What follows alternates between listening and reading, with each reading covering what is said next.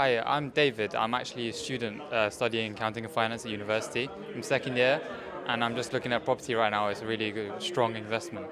Like as Samuel said, there's many millionaires out there who are actually they've already invested in property, and that alone tells you that it's a really strong investment and that you should definitely pursue it. Yeah. And what's this week been like? What's the event been like? It has been a bit hectic. Like the last 2 days, we've been finishing from 9 a.m. to 9 p.m. or 9 a.m. to 10 p.m. even. But yeah, I think the information's amazing. There's a lot of information out there that some information you can't actually find on YouTube, or it's just top tips here and there that really make it very useful to you and very helpful. Right. Yeah. Awesome, man. And what's the energy in the room been like? And the people? Everyone that I've met is like really, they're really down to get networking. They're really invested in property. They're always trying to find opportunities with you. They're really like, anyone is willing to give you their number if you ask, or anyone is like willing to give you advice for whatever thing you ask. It's really nice.